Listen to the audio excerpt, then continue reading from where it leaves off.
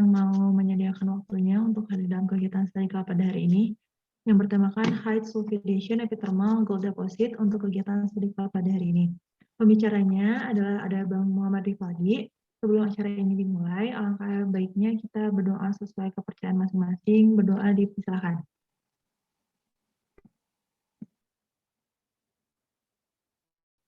Oke, berdoa tidak pernah selesai. Lalu selanjutnya ada sambutan terlebih dahulu dari Ketua SIG kita, ada Bang Rake, dipersilakan. Oke, cek. Suara aku masuk? Oke. Ya. Oke.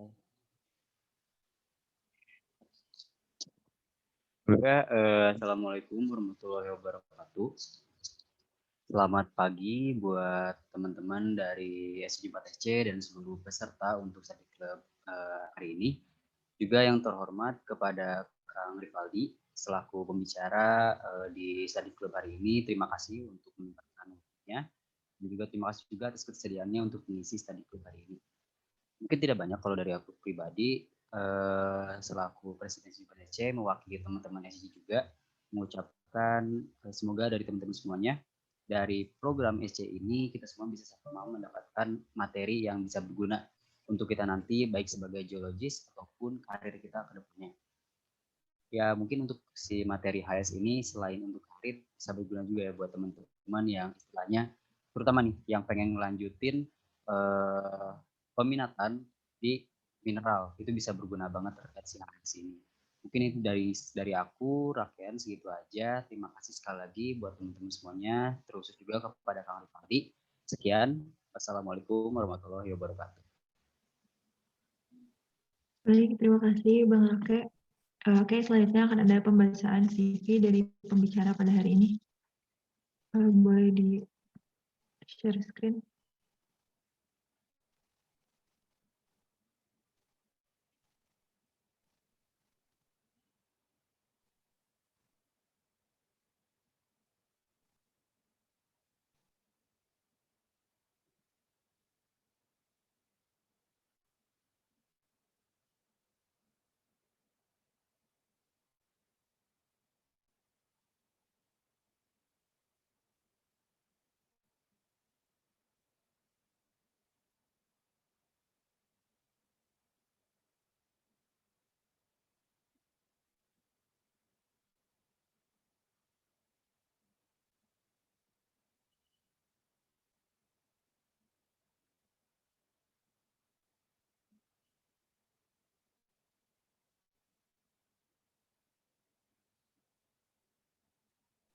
Maaf, ada kendala sebentar.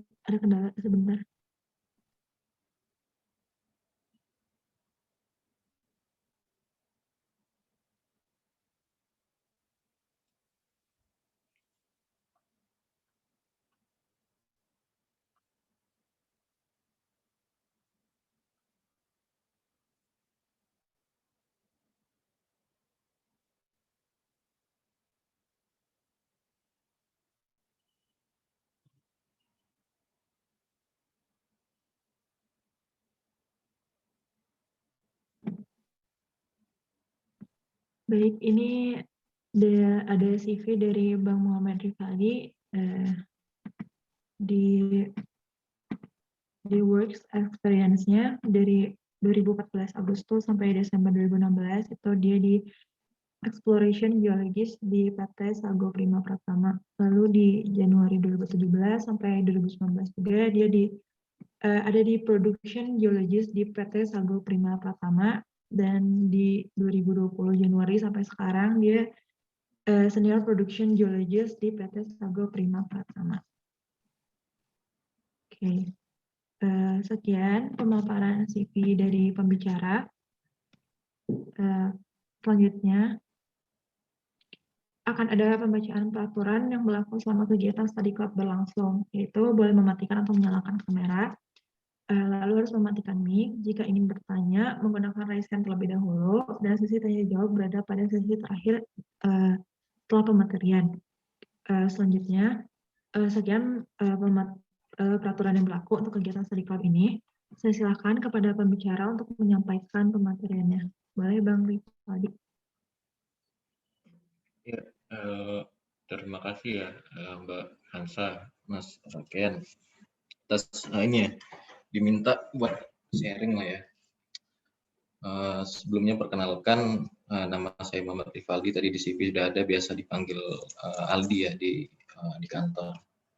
Ya, sebelumnya selamat Idul Fitri ya buat rekan-rekan yang merayakan. Ya, mohon maaf lahir batin, kebetulan saya lagi di site, jadi jaga kandang, jadi nggak Idul Fitri, nggak terasa Idul Fitrinya. Oke,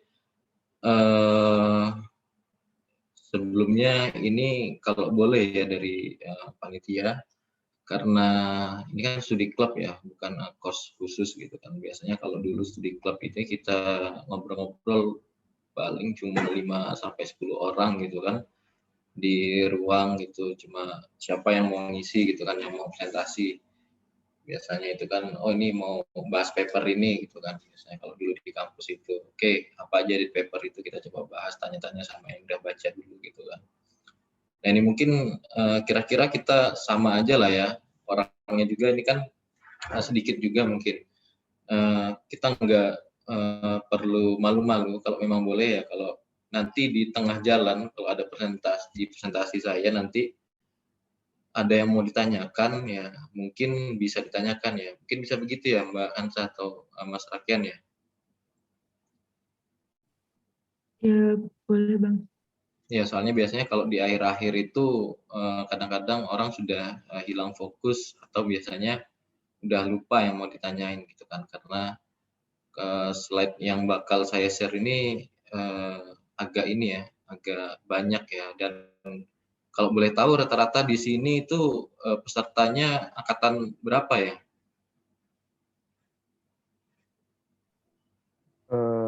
Punten Kang, izin jawab. Ya lanjut. Kalau buat pesertanya sendiri ada angkatan 2018, di sini ada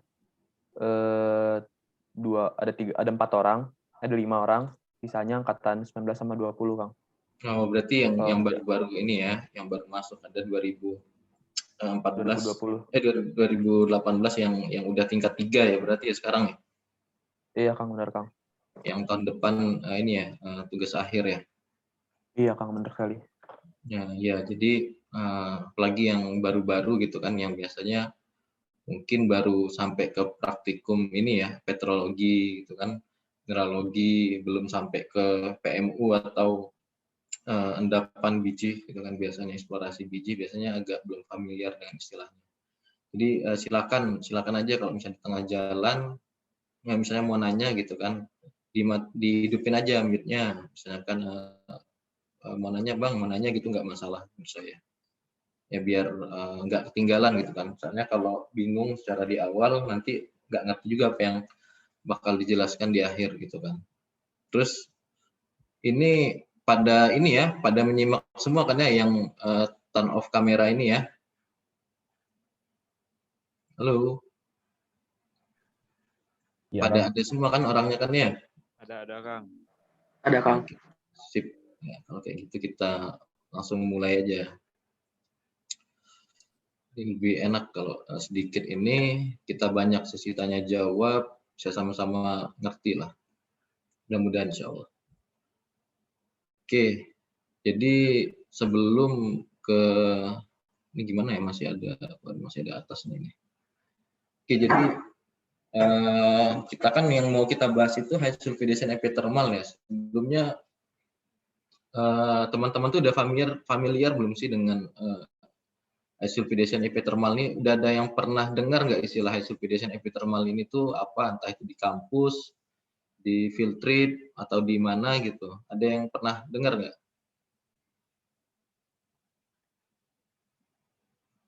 Kalau ada yang pernah, nggak apa-apa, nggak usah malu. Kalau ada yang keliru bisa kita luruskan di sini. Kalau ada yang begitu juga dengan saya, kalau memang ada keliru waktu penyampaian bisa diluruskan. Misalnya, Bang saya kemarin waktu kuliah dengar dari Bu Mega bukan begini, atau dengan dari Bu Ais bukan begini gitu kan. Ya nggak masalah, kita ini aja namanya study club. Kita sama-sama memperkaya ilmu ya di sini ya. Ada yang pernah nggak dengar Kalau istilah epithermal sendiri udah pada familiar belum? Sebelumnya pernah dengar Bang di perkuliahan. Epithermal. Apa yang ini yang pernah didengar yang mengenai epithermal ini ya? Waktu tahun kemarin sempat disinggung sama Prof Mega Bang, kayak jenis-jenis mineral yang ada di itu sistem deposit epithermal sih. Tapi nggak spesifik jelasin epithermal itu seperti apa. Oh, oke. Jadi untuk yang lain sudah pernah dengar? Kalau punten Kang, kalau Ya. buat yang teman-teman 2018 udah cukup sering sih mendengar Kang. Oke. Mungkin untuk yang baru-baru gitu ya mungkin ya. Jadi saya jump sedikit ke slide nomor 9 ya. Jadi kalau di SEG ini kan ya Society of Economic Geology ya. Jadi kita ini orang-orang yang inilah interest terhadap mineral ekonomik selain soft rock, biasanya itu hard rock ataupun batu bara gitu kan. Nah itu biasanya lebih ke SEG gitu ya. Kalau di Indonesia itu biasanya itu kita tuh dibawa dari kita itu seperti MGI kalau di Indonesianya. Mungkin kalau di internasional disebutnya SEG gitu kan, SEG. Nah, jadi kebetulan di sini kita interestnya di emas ya, kita lagi bahas emas gitu kan. Jadi kalau berdasarkan Robert et al. Tahun 1997 itu dapat emas itu dia banyak nih, ada dibagi berdasarkan dari geologi setting gitu kan. Geologi setting ini misalnya batuan, dia host rocknya itu batuan sedimen. Host rock ini maksudnya tempat si emas itu terendapkan ya. Nah, dia ada di sedimen, ada di volcanic rock gitu kan. Nah, kemudian dari situ settingnya dia secara kalau di volcanic itu tuh bagaimana sih, apakah dia di subvolcanic gitu kan, atau di submarin atau di subaerial gitu kan, di dekat dengan laut atau di dekat dengan permukaan di darat gitu kan. Kemudian ada juga kalau di sedimen itu dia bagaimana, apakah dia lokasinya itu setting geologinya itu di batuan yang mengandung karbonat atau lebih banyak konglomerat dan lain-lain. Nah, kemudian ada juga dibagi berdasarkan host rocknya tadi seperti yang saya bilang, ada volcanic, intrusi gitu kan. Kemudian iron formation gitu kan. Ini mungkin teman-teman sudah familiar kalau vulkanik sama intrusi ya. Kalau vulkanik kan batuan yang dekat dengan permukaan, kalau intrusi kan batuan yang terbentuk di bawah permukaan gitu kan. Kalau iron formation ini dia lebih seperti ini ya. Kalau pernah field trip itu ke daerah Cianjur Selatan gitu kan, daerah sana selatan lah intinya, seperti lapisan-lapisan yang kaya akan ini ya, kaya akan besi Fe gitu kan, pasir besi dan lain-lain gitu kan. Nah, kalau sedimen saya rasa udah familiar. Kemudian secara bentuk itu dia macam-macam juga. Ada yang dia bentuknya vein, ada bentuknya dia stockwork gitu kan. Ada yang bentuknya dia breccia di situ. Jadi macam-macam. Kemudian secara geochemical signature gitu, kalau yang belum familiar dengan istilah geochemical signature ini, ya seperti kalau kita artikan ya tanda-tanda geokimianya dia tuh ada unsur apa aja di endapan tersebut gitu kan. Nah, kebetulan kita sekarang lagi di epithermal ya. Kalau di epithermal itu ya kira-kira yang banyak itu ya untuk di epithermal itu sendiri seperti ini ya. Seperti Cu, ada AS gitu kan, kemudian ada silika, kemudian lain nanti kita lihat. Nah, jadi pengantarnya kira-kira begitu ya. Jadi sekian banyak, nah itu dibagi-bagi lagi banyak macamnya. Nah itu ada epithermal. Nah pengertian epithermal ini sendiri ya, kalau kita balikan lagi ke high sulfidation epithermal, jadi kan kalau kita lihat high sulfidation epithermal, apa sih dia menunjukkan bahwa dia karakteristik epithermal yang mengandung konsentrasi yang tinggi ya akan ion sulfide atau SO2 atau S, atau dalam bentuknya itu nanti dia biasanya dalam bentuk H2SO4 larutannya. Nah, kemudian epithermal ini sendiri adalah klasifikasi dari kedalaman. Jadi jangan bingung teman-teman, rekan-rekan di sini kalau seandainya epithermal itu berarti kita itu lagi berbicara mengenai endapan yang kedalamannya itu tidak dalam, ya. Kemudian suhunya juga tidak terlalu tinggi. Beda nanti ada mesothermal, ada hipothermal. Oke, kita lihat aja. Nah, kenapa sih kita tuh harus ini ya, harus mempelajari atau kita harus tahu mengenai deposit high sulfidation epithermal gitu kan. Jadi kalau di Silitu tahun 2000 itu, ini slide saya ini kebanyakan ngambil dari slide-slide yang sebenarnya mungkin teman-teman atau udah ada ya slide-nya atau papernya. Gitu. Jadi silakan nanti untuk secara teori perdalam rincinya bisa dibaca masing-masing. Ya. Nah jadi untuk dari Silitu sendiri, dari kalau kita lihat giant gold deposit di seluruh Indonesia, di seluruh dunia gitu kan. Jadi epithermal ini sendiri tuh masuk ke dalam 3 besar ya penghasil endapan dengan konsentrasi emas yang tinggi. Selain dari Witwatersrand type gitu kan, Witwatersrand type ini dia benar-benar lapisan emas ya. Kalau teman-teman cari di internet bisa. Kemudian ada porphyry type, porphyry deposit gitu kan. Kemudian ada epithermal, di bawahnya baru ada sediment hosted, greenstone atau orogenik, ini biasa disebutnya, kemudian ada yang lainnya. Nah, dari epithermal ini 3 diantaranya adalah HS. Sisanya ada IS, LS gitu kan di epithermal ini sendiri. Nah, kalau kita lihat ke spesifik ke epithermalnya sendiri gitu kan. Nah, ini plot antara kalau grade ini sumbu Y-nya kemudian sumbu X-nya ini adalah tonase ya atau jumlah, grade ini atau kadar. Jadi kalau kita bicara kadar itu kadarnya itu tinggi atau rendah gitu kan. Kalau tonasenya itu besar atau kecil.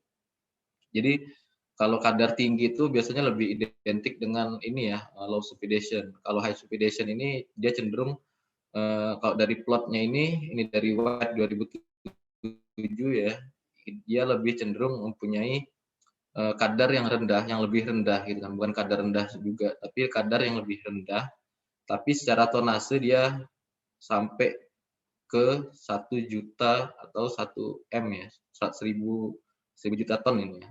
Kalau jadi secara tonase dia besar, walaupun secara grade dia lebih tinggi, tapi ini baik ya kalau seandainya kita mau join kita perusahaan company itu mau merunning suatu perusahaan tambang emas gitu kan, karena kan harga emas itu kan dia kalau untuk perubahan itu kan seperti 10 tahun terakhir aja tiba-tiba siklusnya itu dari 2014 pertama saya lulus harga emas lagi ngedrop, sekarang 2021 harga emas itu lagi naik-naiknya 2020 2021 gitu kan. Jadi ya kalau perusahaan yang kalau low grade gitu kan atau low sulfidation atau LSA itu ya kalau pas timingnya ngebuka di harga emas sih bagus, oke-oke aja karena dia secara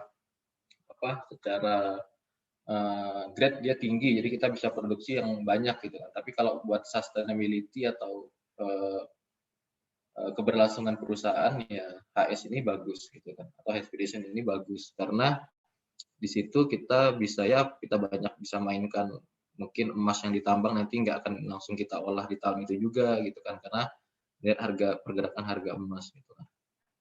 Nah kemudian kalau dilihat juga ini dari slide-nya Pak Bronto gitu kan. Nah ini kalau dilihat juga ini tonase atau penghasil emas yang terbesar untuk AU dan silver gitu kan di epithermal deposit ini juga di Yanacocha ini. Nah ini juga merupakan endapan high sulfidation ya. Walaupun beberapanya ada yang low sulfidation gitu, tapi ya untuk sementara sekarang itu yang masih paling banyak itu Yanacocha yang mana masih ini ya, masih ya teman-teman mungkin udah tahu lah untuk Yanacocha itu pasti sering disebut oleh pembicara-pembicara kalau kita berbicara mengenai epithermal. Kemudian Nah, kemudian kebanyakan ya berasosiasi dengan AU dan silver gitu kan untuk epithermal. Ada juga yang berasosiasi dengan copper, Cu. Kemudian beberapa deposit itu juga ada yang berasosiasi dengan wollastonite, cassiterite gitu kan, atau base metal seperti di Peru ya, Julkani ya. Nah, kemudian ini adalah kenampakan kalau kita ke field high expedition gitu kan. Kalau kita ke deposit high expedition itu biasanya itu rata-rata itu di bukit. Jadi biasanya di bukit rata-rata, berbeda dengan porfiri ya. Kadang-kadang porfiri itu dia sudah dataran rendah gitu kan, seperti kayak misalnya kecuali kayak di Freeport ya, di Freeport itu memang dia intact gitu kan untuk materialnya. Nah, tapi kalau untuk high expedition ini rata-rata lah dia berupa perbukitan. Nah, kenapa dia berupa perbukitan atau di dataran tinggi atau yang nggak harus dataran tinggi, kadang di rawa tapi ada sisa bukit gitu kan. Karena memang dia kita lebih banyak berasosiasi dengan alterasi silika nanti. Nah, karena silika itu resisten ya, kalau teman-teman tahu skala Mohs dia ini kan termasuknya resisten ya di 7 gitu kan. Nah, makanya dia tetap resisten terhadap erosi dan kadang-kadang membentuk bukit-bukit gitu walaupun sekelilingnya dia rendah. Oke. Nah, kemudian untuk secara umur kemudian asosiasinya juga yang di sebelah sini adalah kedalaman ya atau depth-nya.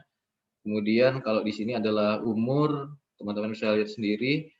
Jadi rata-rata untuk expedition epithermal ini yang berwarna jingga ini ya, rata-rata ini di kedalaman ya kurang lebih 1 km, 0 sampai 1 km ya. 0 sampai 1 km. Jadi dia dikonsen dari kedalaman itu 0 sampai 1 km biasanya.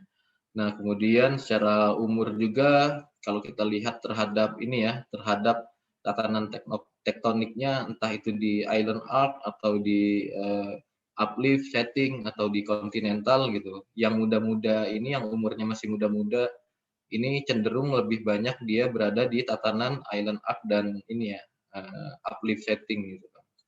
Sedangkan beberapa yang sudah lama ditemukannya atau umurnya sudah tua, bukan lama ditemukannya, umur endapan high expedition epithermal itu sudah tua, itu rata-rata di island arc sampai ke continental. Jadi lebih berasosiasi dia di back arc ya. Kalau di sini di fore arc basin ya, di tatanan tektonik. Ini dari Hayden Quiz.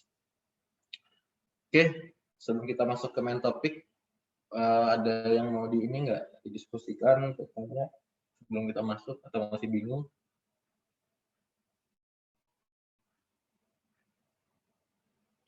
Yang baru-baru, yang angkatan 2018, siapa aja? 2019 sama 2020 ya? Iya, Kang, yang baru, Kang. Iya, Bang, gimana, bingung? Ada yang bingung? Kalau dari Andi, kalau Andi Ibnu ini angkatan berapa ya?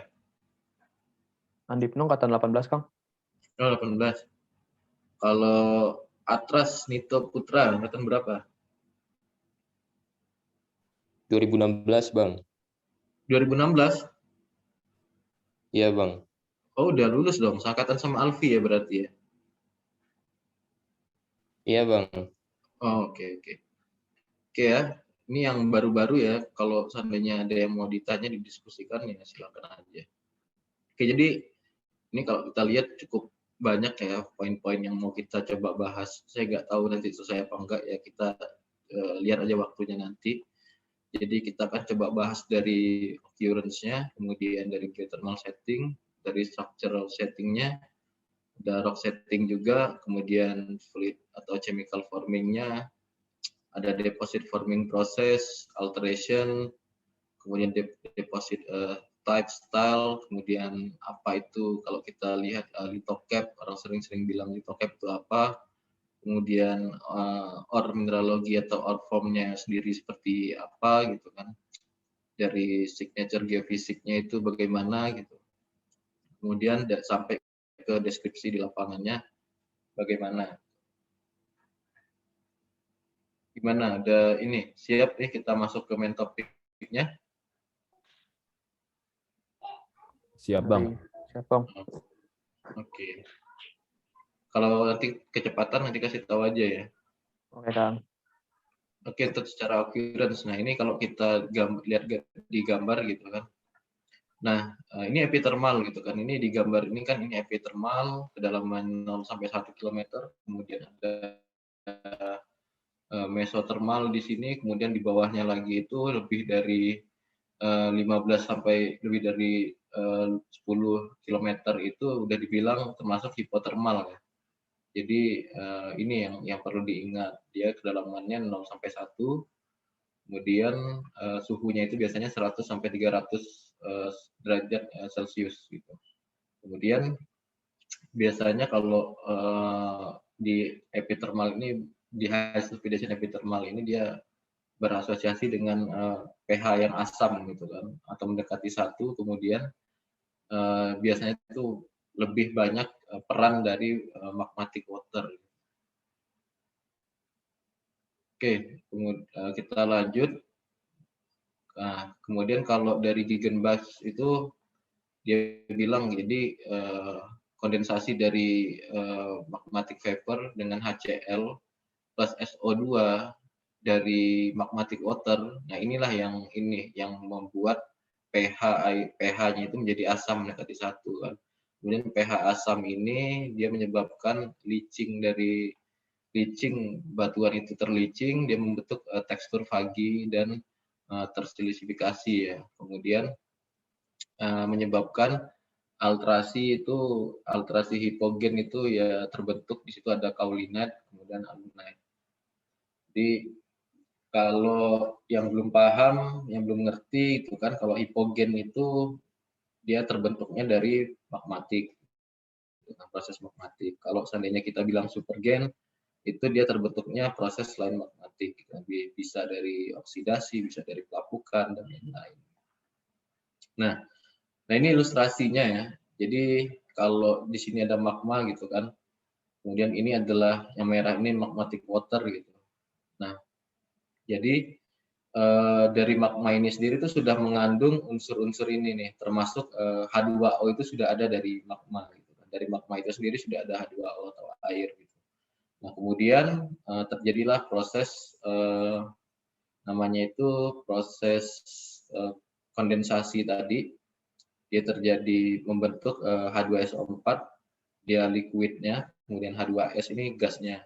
Kemudian naik ke atas, ya dia membentuklah alterasi ini gitu kan. Nah, bedanya di sini kalau di LS itu dia magmatic waternya itu dia kontak dengan meteoric water ya, ada kontak dengan meteoric water itu di equilibration biasanya bilang itu buffering rock gitu kan, atau di batuan yang lain. Kalau di high sulfidation itu dia kontaknya langsung di ini ya, di volcanic rocknya. Jadi kalau saya gambarkan gitu kan, kalau ini kita punya, kelihatan nggak ya? Kelihatan nggak ini? Kelihatan, Bang. Ya. Kemudian ini ada naik magmatic water, gitu kan. Nah, kemudian ini meteoric water itu, nah kontaknya di sini, gitu kan. Ini volcanic rocknya. Nah, kalau ini biasanya orang bilang buffering rock atau basement rock biasanya, atau buffering rock. Nah, kalau di LS yang biru ini ketemunya itu di sini. Jadi sempat ada kontak antara meteoric water dengan magmatic water ketika proses magmatic water ini naik gitu. Nah, kalau di high sulfidation itu enggak, jadi dia langsung. Oke. Lanjut. Kang, Oke, jadi ini kalau boleh ya. Boleh langsung nanya ya, Kang? Ya, boleh. Ini Kang, mau nanya buat dari dari magmatic water ini sendiri, dia tuh asalnya dari magma itu tuh apakah hasil penguapan dari pemanasan dari magma ini sendiri atau gimana ya, Kang? Ya, jadi Saya kalau masih kayak buat terbentukannya dari magmatic water magmatic sendiri. water itu dari hydrothermal fluid ya. Kalau magmatic water itu dari hydrothermal fluid. Hydrothermal fluid itu sendiri hasil dari diferensiasi magma. Hasil produk dari magma juga. Jadi magma, hydrothermal fluid, gitu kan, atau ya nanti dia terdiferensiasi lagi. Nanti ada dijelaskan, saya jelaskan juga. Kemudian ini deposit karakteristiknya ya. Nanti teman-teman bisa baca sendiri ya untuk di sini nanti di slide yang udah dikirim tadi. Jadi secara ini untuk pembagian kemudian karakteristiknya nanti bisa dibaca sendiri. Ini udah. Nah jadi kalau ini juga bisa dibaca sendiri ya.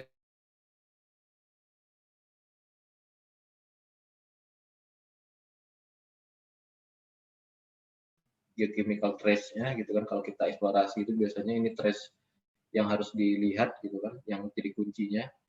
Jadi yang kalau seandainya di sini nggak ada, berarti ya loss gradation. Tapi kalau seandainya di sininya ada, berarti loss gradation. Nah, seperti misalnya CU, gitu kan, kemudian TE dan SE ini nggak ada atau low di LS.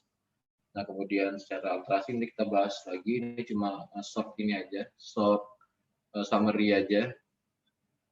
Oke, nah jadi untuk di geothermal setting itu sendiri, nah kalau kita lihat ini ya, geothermal setting itu biasanya dibilang jadi geothermal system itu di hotspot gitu kan. Ada ocean drifting atau kalau kita belajar itu biasanya namanya apa? Forearc basin ya. Forearc basin, kemudian ada magmatic arc atau kurang lebih volcanic arc nama lainnya gitu kan. Kemudian ada back arc drifting ya, atau back arc basin. Nah, secara geothermal gitu kan, untuk epithermal ini sendiri dia biasanya cenderung terbentuk di sini ya, di back arc basin. Gitu kan. Nah, tapi untuk yang baru-baru, yang baru umurnya muda-muda, baru-baru umur yang muda-muda itu, kalau balik lagi ke diagram tadi 0 sampai 5 M itu biasanya cenderung dia ditemukan di magmatic arc, dan dia biasanya berasosiasi nih dengan porphyry copper deposit. PCD itu porphyry copper deposit ya. Nah kalau HSE yang sudah umum gitu kan, seperti di yang berada yang di sebelah sini gitu kan, summit file gitu kan, nah itu biasanya kemudian di Yanacocha, terus Rodal Pilar gitu kan, itu dia terbentuknya di ini ya, di setting backup basin gitu. Tapi kalau yang baru-baru yang berasosiasi dengan dengan porphyry deposit itu dia terbentuknya di magmatic arc seperti di Lepanto, kemudian cabang kiri gitu. Nah kemudian yang membedakannya lagi untuk yang berasosiasi dengan porphyry copper deposit ini, dia cenderung memiliki tekstur fagi yang ini ya, yang kurang gitu, atau enggak terlalu spektakuler tekstur faginya. Kemudian ada juga intergrowth antara alunite dengan muscovite. Alunite ini untuk yang suhu asam, muscovite ini yang suhunya pH asam, ini pH-nya mendekati netral, suhunya tinggi ya, sama-sama suhu tinggi, tapi beda pH. Nah itu namanya intergrowth atau overprint gitu. Nah kemudian secara structural setting tadi kita lihat bahwa si posisi-posisi dari HSE ini dia kalau ini oceanic plate gitu kan, kemudian di sini ada proses rifting, kemudian ada proses slabbing gitu kan. Kemudian ada teman-teman pernah bisa lihat gitu kan. Nah ini dari proses-proses ini beberapa lokasi dari HSE itu ada yang dia berasosiasi dengan kaldera di sini, kemudian ada yang berasosiasi dengan porfiri, kemudian di sini bisa dilihat juga posisi yang diagram related HSE-nya. Tapi secara keseluruhan, ya kalau kita lihat HSE ini berada di seperti di ini ya, di bagian kalau di Jawa itu di ini ya, di Jawa Barat itu di apa? Arinam gitu kan, di Seri di Talegong, kemudian ada di cabang kiri, kemudian ada di Jambi gitu kan. HSE ini itu kebanyakan itu dia dipengaruhi oleh struktur ini ya, oblik. Jadi kontrol strukturnya yang mempengaruhi dari HSE itu adalah struktur oblik. Nah, kenapa dia dipengaruhi oleh struktur oblik?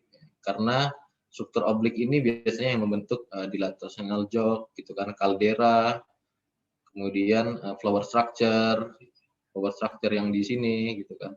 Nah, itu dibentuk oleh struktur oblik gitu kan. Udah pada tahu kan semuanya kan ya, struktur oblik sama ortogonal gitu kan, udah pada tahu kan?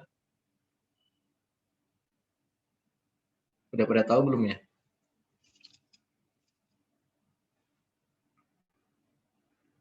Oblik fold udah tahu? Tahu Bang. Kang, Ya, ya benar Kang. ya. Kalau dari saya udah agak lupa juga sih Kang.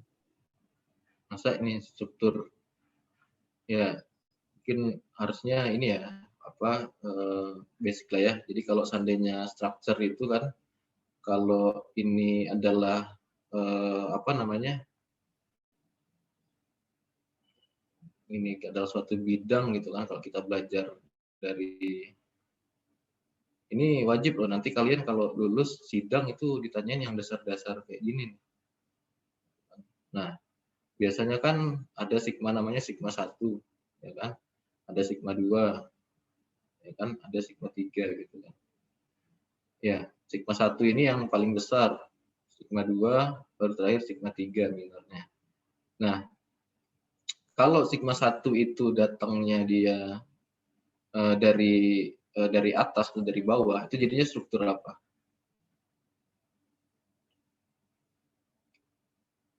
Jadi struktur fault kan, jadi patahan gitu kan. Nah, kalau dia datangnya dari, atau kita bilang itu sering namanya itu deep sleep ya, deep sleep. Kalau dia datangnya dari atas, ya. Kalau dia datangnya dari ini, dari samping gitu, atau ada struktur utamanya itu dari searah gitu, dengan strike gitu, namanya apa? Dia searah dengan strike gitu kan. Itu jadinya strike slip, ya kan? Jadinya strike slip. Nah, tapi sebenarnya nggak ada yang benar-benar struktur itu adalah deep sleep atau strike slip. Selalu ada pergerakan apa namanya, pergerakan keduanya itu selalu ada. Nggak ada yang benar-benar strike slip atau deep sleep. Selalu ada campuran gitu kan dari pergerakan itu. Nggak ada yang murni pergerakannya itu atas bawah. Nggak ada yang murni pergerakannya itu kanan kiri gitu kan. Dia pasti selalu ini apa, ada campuran yang nanti dia ngebentuknya itu ada dari sini, kemudian ada dari sini, sehingga gaya yang dihasilkan itu nantinya kan gini. Nah, inilah yang dinamakan oblik, campuran. Nah, dalam case ini gitu kan, kalau kita dalam case di sini, ini adalah misalnya kan sudut penunjaman dari ini kan tektonik. Gitu. Nah, logikanya kan normalnya kan begini saja, sigma 1 itu begini. Gitu kan, sehingga entah itu pergerakannya bakal jadi naik kah atau normal pergerakan faultnya, gitu kan logikanya. Nah, tapi karena tadi kita bilang dia oblik gitu kan, sehingga nggak akan benar-benar menunjam vertikal begini kan, sehingga dia ada yang miring tadi. Sehingga ada yang miring tadi yang kita bilang tadinya kan nggak tegak lurus ya, jadinya miring. Sigma 1-nya miring. Nah, inilah yang menyebabkan pergerakan oblik ini menyebabkan dilatasi. Bisa dari dilatasi karena dia ke arah ke dilatasi ini kalau seandainya pergerakannya dia saling tarik, ini kan menyebabkan dilatasi gitu, ke bentuk jog, ke bentuk open space lah namanya kan, open space. Nah, kalau seandainya kompresi gitu kan, dia menyebabkan terbentuknya breksia, zona breksia. Kebayang nggak secara ini visual, atau kalian kalau ngebayangin gitu kan, kalau ada kertas gitu kan, ada kertas gitu kan, kalian tarik kertas itu ke sini, kalian tarik kertas itu ke sini, pasti kertas itu bakal begini, ya kan? Kemudian di sini apa sih istilahnya, bakal jadi rusak gitu kan, jadi rusak kan dia. Nah, itulah yang namanya jog. Gitu. Ada pasti istilahnya apa sih? Pasti akan kertas itu nggak lurus gitu kan. Jadi ada kayak ya inilah jadi jelek gitu kan. Nah, sama kalau kertas, kalau kalian punya kertas gitu kan, kalian kalau tadi ditarik, nah ini kalian tekan gitu kan kertas itu. Kalian tekan. Nah, itu pasti kalau ditekan juga kan dia bakal nimbulkan semacam si kertas itu bakal ada naik ya, permukaan di tengah-tengah ini pasti bakal naik kan. Bakal naik karena ditekan loh. Jadi ada naik kayak gini kan. Coba aja kalian simulasikan kertas itu kalian tekan atau kalian tarik. Nah, dia membentuk dom. Kemudian nanti kan ketika ini sudah naik terus, di sini pasti ada yang turun. Nah, ini jadinya breksi, zona breksia. Jadi harus tahu dulu konsep strukturnya.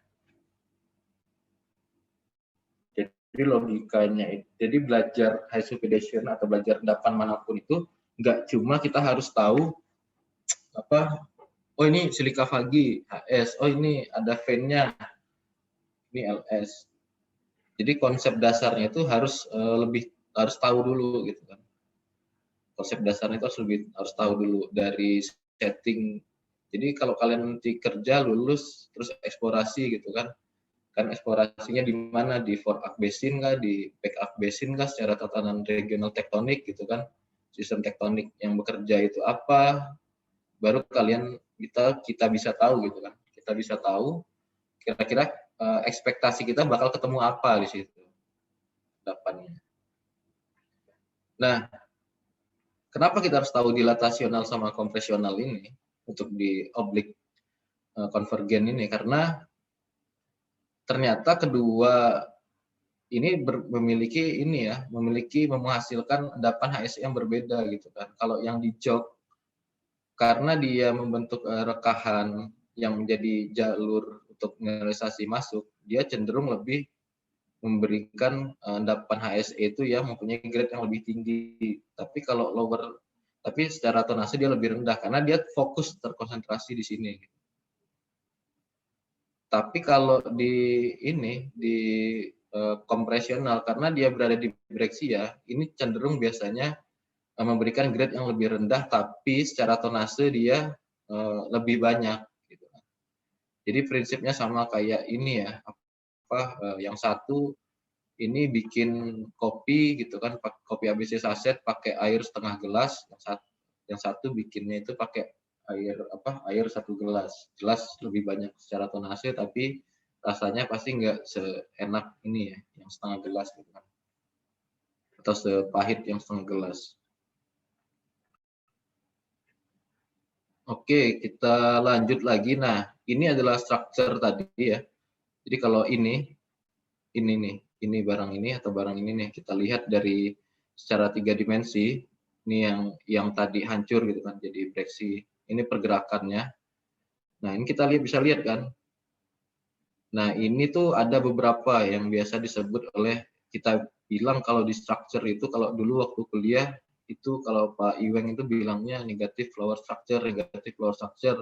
Saya pikir dulu apa gitu kan, flower bunga gitu kan. Ternyata ya pergerakan struktur yang seperti bunga begini gitu kan. Jadi dia turun gitu kan, turun ke bawah. Nah jadi ada stepnya kemudian. Nah inilah yang menjadi pathway dari si mineralisasi itu bakal masuk atau keluar naik dari atas, dari bawah ke atas gitu kan. Nah kemudian dia mengisi. Nah kalau kita lihat ya kan dari bawahnya kita slice gitu, ya ini bawahnya itu kira-kira di kalau seandainya ini ya kalau bingung gitu teman-teman. Ini kita melihat ini, kemudian kita akan lihat ini, kemudian ini. Jadi ini dari atasnya begini. Ini dari atasnya kalau kita lihat dari atas begini. Ini kalau kita lihat dari atas begini. Jadi ibarat kita potong-potong ini. Kita potong-potong gitu kan. Kita potong-potong. Nah, ini kan di bagian paling bawah. Nah, ini nih. Bentuknya tuh begini. Ini jadi merupakan feeder zone-nya atau magmatic source. Jadi magma pertama kali keluar itu lewat jalur yang kecil ini. Atau hydrothermal fluid itu keluarnya dari jalur yang kecil ini. Cuma 2 kayak gini nih. Nah, setelah sampai di atas makin banyak kan perkembangan dari si ini structure ini. Ya, dia mulai mengisi nih, mengisi jok tadi yang terbentuk baik itu berupa vein atau berupa hydrothermal breccia gitu kan. Mempunyai konsentrasi grade yang lebih tinggi. Semakin ke atas di sini ini adalah breccia. Breccia itu kan mempunyai ini ya, mempunyai permeabilitas yang lebih ini ya, lebih bagus atau lebih jelek kalau terhadap batuan beku?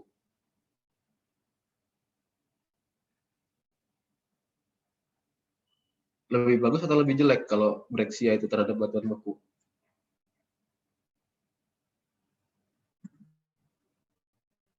Secara permeabilitas.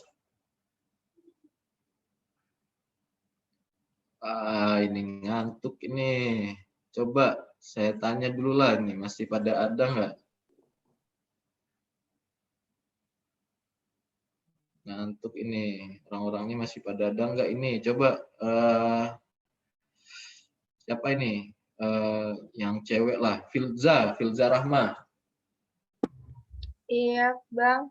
Iya, lebih bagus permeabilitas mana bereaksi dengan batuan beku?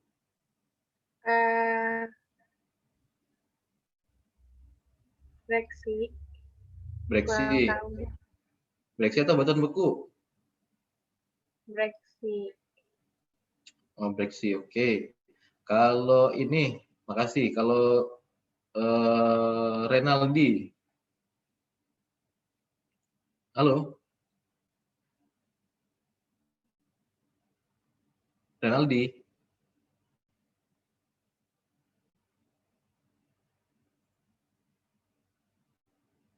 Ada nggak orangnya ini, Renaldi? Nggak ada. Oke, inilah Fikri. Ada nggak orangnya?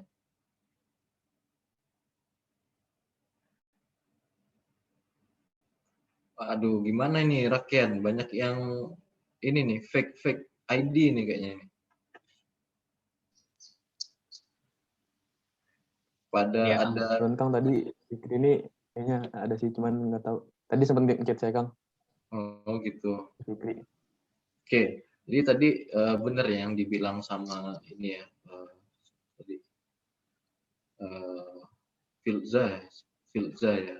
Ya benar bilang Filza tadi kan karena permeabilitas breksi ini lebih bagus daripada batuan beku, artinya si hydrothermal fluid ini dia ini bisa lolos gitu kan, bisa banyak, bisa menyebar dengan lebih luas, sehingga konsentrasi dari mineralisasi itu enggak seperti di level bawahnya yang terkonsentrasi di jalur struktur saja, tapi dia lebih menyebar gitu kan di batuan-batuannya. Kayak spons itu buat cuci piring itu kalau kita tetesin air gitu kan dia pasti ngeresap gitu kan, banyak kayak kapas gitu juga. Nah begitulah kalau kira-kira hydrothermal fluid di batuan yang permeabilitasnya dia bagus gitu kan, competent rock lah kita bilangnya. Bisa breksi, bisa tuff, bisa apalagi batuan sedimen dan lain-lain lah, batuan permukaan lah ini intinya kan. Kalau ini kita bilangnya basement rock. Jadi ini yang dibilang itu basement rock atau buffering rock biasanya orang bilang kan. Nah ini volcanic rock, gitu kan. Volcanic rocknya atau tempat host rocknya nanti mineralisasinya nanti dia ada di mana. Gitu. Oke, itu untuk sampai structure setting ya. Kecepatan nggak ya saya menjelaskan? Sampai di sini paham nggak? Bener Kang. Ya. Izin mau bertanya tadi yang kalau boleh menurut saya di sini Kang. Berarti kalau buat yang di apa namanya tadi yang terdapat di jok itu umumnya buat yang LS ya Kang, atau ini buat HS juga? Kalau yang terbentuknya di jok ini. Yang mana? Yang ini? Ini apa namanya? Iya, kan ada terbentuk jok itu kan di situ dominannya biasanya ada apa namanya berbentuk vein ya Kang. Iya. Ya berarti di situ umumnya bisa DLS juga Kang. Kalau kita lagi ngomongin ini ya apa structural setting di epithermal ya. Kalau dia LS itu sama HS tadi kan seperti yang yang tadi ada di sini sebenarnya itu kan perbedaan dari karakteristiknya saja. Jadi kalau LS itu dia ini apa alterasinya dia lebih cenderung memiliki pH yang mendekati netral, kalau HS itu dia yang asam gitu kan. Jadi tergantung dari kontrol hidrothermal fluidnya, dia bisa aja dimanapun. Cuma untuk kalau vein, kalau kita bilang terbentuknya vein itu biasanya LS, tapi bukan berarti HS itu nggak bisa membentuk vein juga. Hanya jarang gitu.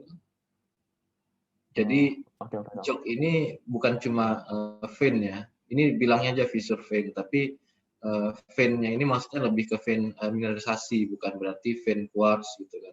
Jadi vein itu banyak, nggak harus vein mineralisasi. Jadi nggak harus vein quartz vein gitu kan, tapi vein mineralisasi gitu kan, itu juga bisa dibilang vein karena vein itu bentuk kan. Tergantung kita melihatnya aja.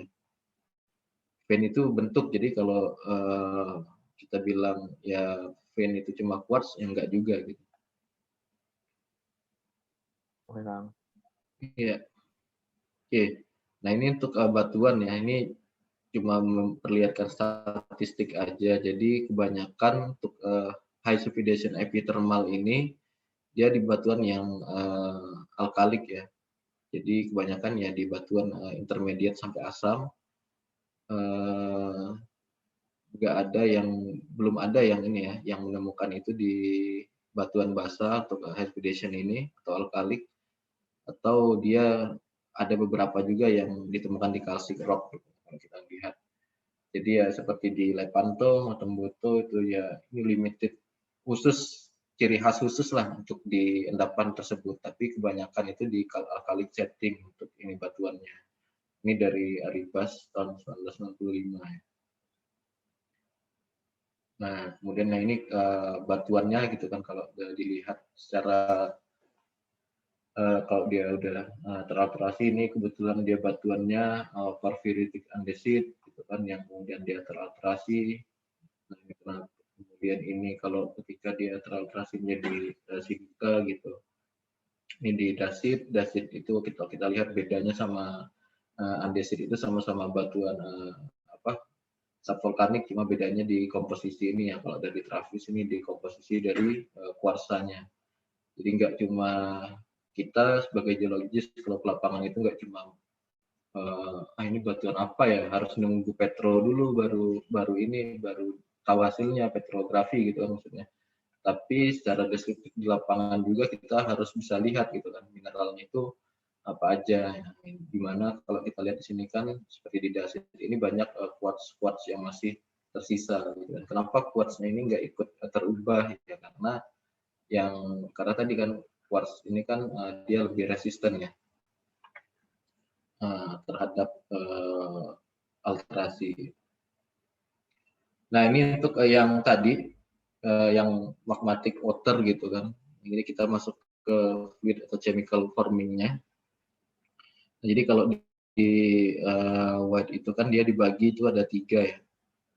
ada magmatic water, ada magmatic meteoric gitu. Nah, ini meteoriknya, nah ini yang tadi saya bilang ini volcanic rock gitu kan. Nah, ini yang basement rock atau buffering rocknya gitu. Kalau di high sulfidation itu dia kontaknya itu antara magmatic sama meteorik itu dia berada di volcanic rocknya, langsung di host rocknya, enggak di basement rocknya. Tapi kalau di low sulfidation sama intermediate sulfidation ini justru kalau di low sulfidation justru meteoric water ini justru masuk ke buffering rock, mempengaruhi mempengaruhi struktur kimia dari si magmatic waternya. Gitu. Nah, kenapa si magmatic rock ini bisa naik gitu kan? Kalau ini kita bilang si magmanya, ini magma misalnya kan, ini magma, kemudian ini hidrothermal fluidnya gitu kan, kemudian dia naik gitu kan. Jadi di dalam batuan itu kalau pernah ngikut siapa waktu itu. Jadi ada nama tuh istilah itu, kalau ini misalnya kan kita ini section gitu kan, kita lihat section bawah, kemudian ini adalah magma gitu kan. Magma ini punya namanya VP atau vapor pressure gitu kan, vapor pressure. Nah, batuan yang di atasnya itu punya LP atau lithostatic pressure, ini vapor pressure gitu kan. Jadi diam pun batuan itu memberikan tekanan pada magma. Nah, ketika LP sama dengan VP, vapor pressure, ini tuh nggak akan naik ke atas si magmatic water atau hydrothermal fluid ini nggak akan masuk ke atas, dia tetap stay di sini. Tapi ketika misalnya kan ada proses tektonik gitu kan, yang menyebabkan nilai si LP ini berkurang gitu kan, menyebabkan VP lebih besar daripada LP, itu lithostatic pressure gitu kan. Nah, itu yang menyebabkan si hydrothermal fluid itu naik. Ya gitu kan. Jadi kalau VP kurang dari lithostatic pressure atau sama dengan lithostatic pressure, hydrothermal fluid itu akan terperangkap aja di sini. Atau si magma itu terperangkap di bawah gitu kan. Tapi kalau vapornya lebih besar, nah itu baru hydrothermal fluid itu naik. Nah, dalam perjalanan naik itu, dia mengalami proses exsolution atau pelepasan gitu kan. Nah, ketika naik si hidrothermal ini, nah dia mengalami proses tadi pelepasan yang menyebabkan dia berubah menjadi dua fase atau dua wujud. Yang pertama itu air, yang kedua itu gas. Ya.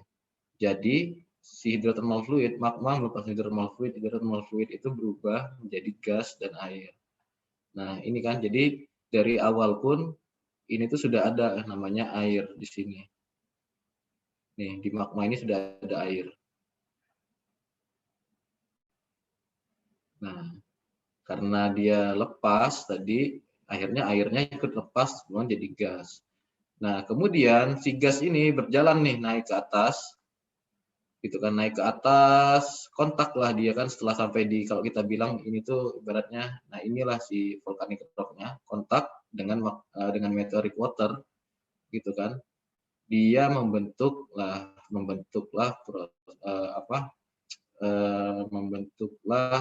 air itu dengan kandungan CO2 yang tinggi, kemudian pH-nya atau asam, kita bilang membentuklah larutan asam. Jadi gas ditambah dengan air, dia membentuk larutan asam. Karena gas ini sendiri sudah asam. Gas apa? Gas itu adalah gas SO2. Jadi dia SO2 ini travel, lewat sampai, jadi kenapa dia nggak ada kontak dengan air selama di sini? Karena di sini tuh permeability-nya jelek, jadi air itu nggak bisa turun. Air itu nggak bisa turun. Ya. Kemudian di kedalaman yang lebih rendah tadi atau lebih dangkal, suhunya dia turun, gas tadi bereaksi dengan air tadi membentuk asam H2SO4 dan gas H2S. Nah, ini yang menyebabkan kenapa di high sulfidation itu konsentrasi H2SO4 atau sulfide-nya itu tinggi. Berbeda dengan yang di sebelah kirinya di LS. Karena di LS selama proses ini travel itu gas itu sebenarnya sudah dia kontak dengan meteoric water gitu kan, yang komposisinya cenderung ke karbonat atau netral. Nah, ini yang menyebabkan sekali lagi ini yang menyebabkan high precipitation itu memiliki pH yang asam. Oke.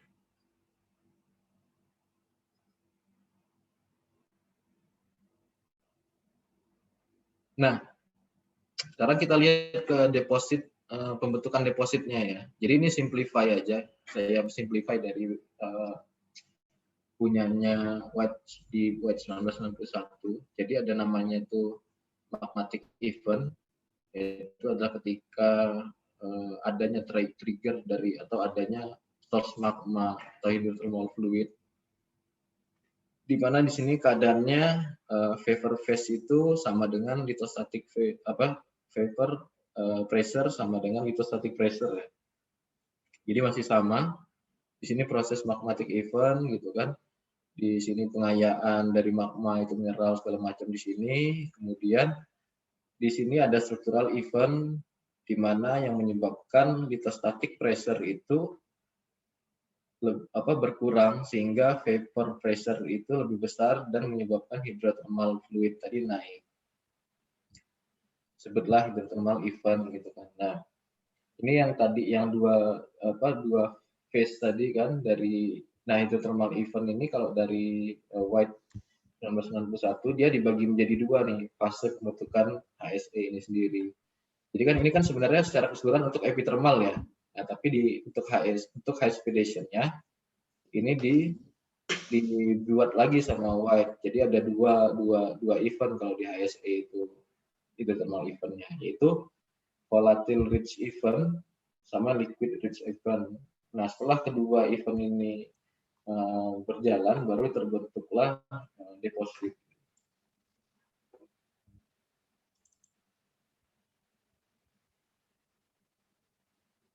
Oke, nah ini untuk stage pertama ya, untuk stage pertama volatile rich event gitu kan. Jadi kalau yang pertama itu yang perlu diketahui bahwa volatile rich event ini biasanya dia cenderung lebih ringan ya untuk secara density dan viscosity-nya, sehingga dia lebih mobile. Nah, karena sifatnya yang kenapa density-nya ringan, kemudian dia viscosity-nya juga rendah, gitu kan? Karena memang isinya itu kebanyakan cuma gas, kemudian asam di sini ya.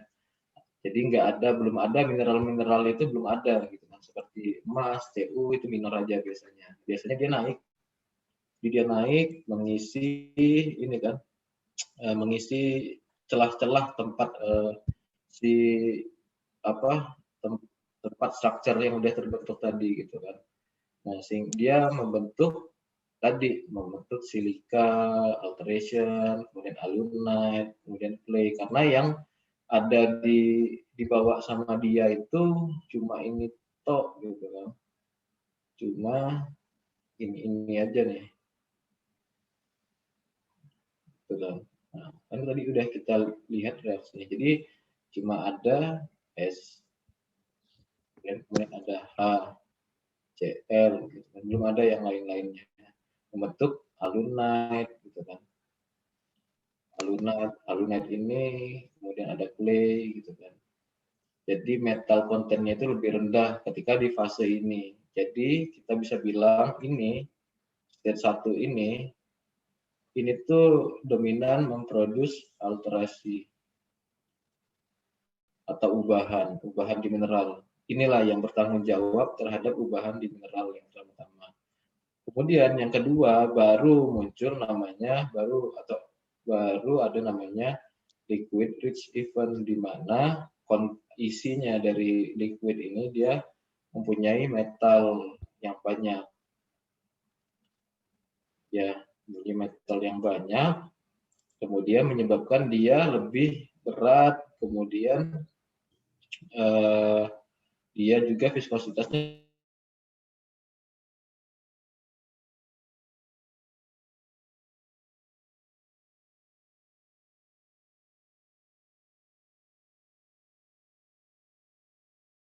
stage 2-nya bisa jadi mungkin berbarengan aja kurang lebih, ini dulu masuk gitu kan, baru habis itu nyusul yang liquid receiver-nya gitu, berbarengan gitu kan, nggak harus ada jedanya. Jadi begitu prosesnya. Nah dari sinilah karena dia bawa banyak metal, nah di sinilah dia terendapkan di batuan-batuan vulkanik rocknya itu sendiri.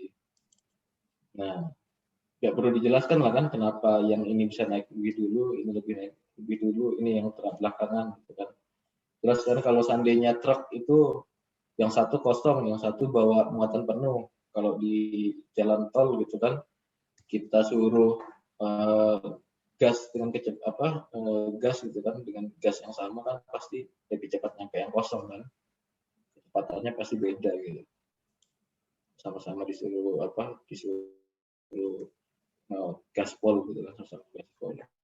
Pasti nyampe yang kosong duluan. Oke, jadi itu kurang lebih untuk jadi kalau ini alterasi, nah ini mineralisasinya di sini. Kemudian untuk mineralisasinya sendiri, nah ini mineralisasinya sendiri itu, nah yang terbentuk lebih dahulu itu biasanya itu karena dia sulfat itu SO2 tadi, asam sulfat H2SO4 tadi. Nah dia membentuk mineral iron. Apa ini iron ini? Iron sulfat itu apa? FeS2, iron sulfide. Ini apa FeS2 ini? Betul, pirit. Ya kan. Habis itu, nah ya kan ada terbentuk juga namanya copper sulfide. Copper ini apa unsurnya? Cu, FeS atau CuS. Gitu kan? Ini apa mineralnya biasanya? Macam-macam ya, kalau CuFeS atau CuS ini macam-macam tergantung dari keadaan atau sulfidation state-nya bagaimana, ya kan? Nah, yang perlu diketahui ketika dia terbentuk di awal-awal, secara awal-awal itu dia biasanya membentuk pyrite. Pyrite itu yang apa? Jadi pyrite ini juga enggak, ini asal pyrite loh, gitu. Jadi enggak gitu juga gitu kan. Ternyata deskripsi pyrite itu memberikan beragam keadaan atau beragam informasi gitu kan. Contoh misalnya kan phosphyite dulu dia terbentuk. Oh berarti phosphyite ini terbentuk dia dalam keadaan temperatur yang masih tinggi atau keadaan yang dalam dengan lokasinya, sehingga apa bentuknya itu masih sempurna. Jadi kalau paling praktikum melihat pyrite yang ini kan yang tetrahedral itu ya, itu kan melihatnya. Tapi ada juga pyrite yang kecil-kecil aja gitu, halus sampai kan nggak bisa melihatnya. Nah itu bedanya. Mungkin kalau yang fine pyrite ini yang lebih dia di permukaan terbentuknya atau cepat sehingga dia nggak punya tekstur yang banyak. Nah kemudian untuk copper sulfide, nah ini sebagai last event tadi dia membentuk mineralisasinya di HS itu ya, copper sulfide ini dia mengisi dari pagi yang terbentuk di state pertama gitu kan. Kemudian dari fracture, di breksianya, di matriksnya gitu kan. Terus dia mengovergrowth pyrite dan sulfat atau alunite ini. Jadi alunite ini bukan clay mineral, tapi dia sulfat mineral.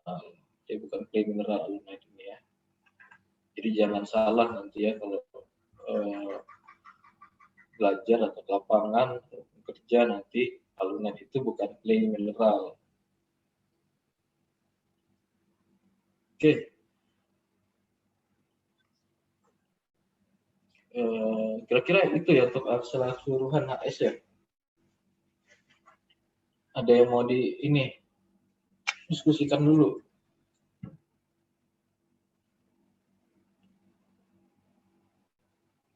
Kita punya waktu setengah jam lagi ya kayaknya. 9. Dari jam berapa sih acaranya kemarin ya? Jam berapa sampai jam berapa ya? Sampai jam 11, Bang. Berarti setengah jam lagi kan ya? Iya. Ya, setengah jam lagi. Setengah jam lagi mungkin nggak akan selesai, kita sampai sempatnya aja. Oke, ini untuk alterasinya gitu. Untuk alterasinya ini bisa kalian baca lah sendiri di Corbett and Leach gitu kan. Ini modelnya Arribas. Jadi kalau ini lebih kalau ke Terry Leach ini ya, ini punyanya si Terry Leach. Dia lebih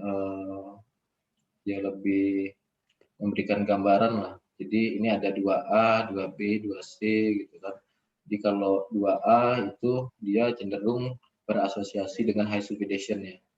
Clay mineralnya apa aja atau mineral alterasinya apa aja 2A itu. Nah, seperti yang kalian lihat nih 2A ini. Ini kan, ini 2A. Dia lebih cenderung ada alunite dan andalusite. Tapi kalau dia yang di permukaan, ini permukaan nih, 3 gitu kan. 3, ini 1 ya, 1. Kemudian kalau 3 ini dia yang di permukaan itu lebih banyak kalian ketemunya ini nih. Alunite, kaolinite, dikite, semakin ke bawah ada diaspor, ada siderite, ada dikite, semakin ke bawah gitu kan. Semakin ke bawah. Nah, kemudian dia juga menyebutkan mengenai ini ya, ini kalau 2A ini di zona ore-nya, di zona tengahnya atau zona proksimal gitu kan 2A ini. Nih, alunite sama quartz saja adanya. Terus di periferal tapi di bagian dalam, periferal ini menjauh dari sumbernya, tapi di bagian dalam di 2B, nah itu bakal ketemunya ya kayak dikite, kemudian pyrophyllite, ada diaspor, juga siderite. Gitu kan. Jadi kuncinya apa? Kuncinya kalau ketemu dikite, ya kan, ketemu siderite, ketemu diaspor, nah itu artinya kalian sudah masuk ke dalam sistem deep HS atau HS yang lebih dalam. Nah, kalau di 2C atau di yang dangkal, kita lihat 2C ini cenderung lebih banyak ketemu halloysite, smectite, gitu kan. Itu dia halloysite dan smectite ini masuk ke dalam illite kaolinite group. Illite group. Nah, jadi itu yang harus diingat. Jadi kalau keluar nih kalian ketemukan lihat, oh ternyata mineralnya dikite, kemudian smectite, ya kemungkinan bukan smectite, siderite, ada diaspor. Nah, ini berarti kalian kemungkinan sudah di bagian bawah dari high sulfidation kalau kalian mapping gitu. Tapi kalau seandainya ketemunya halloysite, walaupun dia ada alunite, gitu. Karena kalau bisa kalian lihat alunite ini penyebaran luas nih dari atas sampai bawah, dia tuh ada terus. Dari dia di center dari mineralisasi sampai menjauh dari mineralisasi, dia tuh ada terus alunite. Nah, yang membedakan kalau kalian mau tahu alunite itu alunite-nya yang di bagian daerah mana, mau yang suhu rendah atau suhu tinggi, terus kemudian dia yang di dekat mineralisasi atau enggak, itu lihat asosiasinya. Kalau di asosiasinya dia bersamaan dengan kuarsa, ya kira-kira berarti dia di dekat zona dari mineralisasi. Tapi kalau seandainya asosiasinya dia dengan halloysite gitu kan, nah ini berarti udah mulai menjauh. Tapi kalau dia asosiasinya alunite ini misalnya kan dengan dengan dikite, pyrophyllite, dengan diaspor, nah itu berarti udah di bagian bottom dari high sulfidation. Oke, nah itu. Jadi itu yang kira-kira secara asosiasi ya. Nah, kemudian kalau kita menggunakan analisa spektral gitu kan, alat spektral device ASD atau XRF atau SRD gitu kan. Nah, yang perlu diperhatikan itu biasanya itu adalah ini ya, crystallinity dari alunite dan kaolinite. karena itu bisa menjelaskan semakin bagus crystallinity alunite itu berarti dia terbentuknya di supergen, hipogen. Kalau dia crystallinity-nya rendah atau kristalnya jelek berarti dia terbentuk di supergen atau di permukaan. Oke, nah ini contoh alterasinya ya kurang lebih aja lah. Kalau di oxidation itu teksturnya itu nggak terlalu. Ini breaksi ya, ini di breaksi, kemudian ini di intrusive andesite, ini di di volcanic rock, di tuff-nya, kemudian ini di intrusive andesite-nya, gitu kan.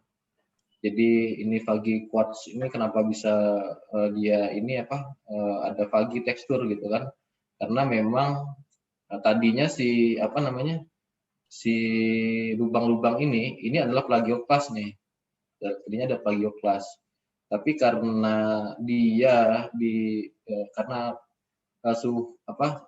fluid vapor tadi yang state 1 volatil tadi ini nih asam gitu kan, asam dan dia menerobos batuannya sehingga si plagioklasnya itu terubah menjadi clay. Kemudian terlarut lagi sehingga dia tinggal rumahnya aja. Si plagioklasnya sendiri sudah kosong gitu kan. Nah, itu yang menyebabkan tekstur fagi di sini. Nah, kemudian setelah stage 2 tadi naik, liquid rich event ini naik, si metal itu biasanya di dalam sini terendapnya masuk ke dalam. Oke, nah ini contoh tadi ya yang si alunite supergen ya. Kalau kita lihat ini simple aja, motonya pakai kamera HP ditempelin pakai loop gitu kan. Nah, jadi si alunite gitu kan, itu kalau kita lihat kristalinitasnya hampir nggak ada bentuknya, jadi kayak pasir aja gitu kan. Tapi warna pinkis gini tuh alunite, dan bisa dilihat dari teks kayak ada blended atau seperti menjarumnya di sini. Nah, alunite ini dari mana sih? Nah, alunite ini dia dari SO2 dengan H2O membentuk H2O itu kemudian berinteraksi dengan ini, berinteraksi dengan plagioklas yang ada Al-nya gitu kan. Kemudian ada K-nya juga di situ, bentuklah alunite. Alunite ini kan rumusnya kan KAL SI, kalau nggak salah KAL SI ya. Jadi ada dari situ. Kemudian sebenarnya nggak harus dari ini juga, dari dari harus ada gas SO2. Kalau yang supergen iya, kalau yang hipogen iya dari SO2 gitu kan. Tapi kalau yang supergen itu bisa aja dari pyrite gitu kan. Dari pyrite FeS2 dia balik menjadi H2S atau H2SO4 membentuk si alunite. Jadi pyrite kalau dia konsentrasinya tinggi ketemu dengan batuan yang dia banyak potasnya ya bisa membentuk ini juga si alunite.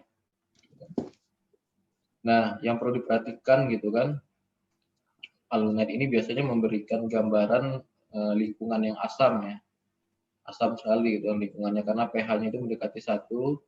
Kemudian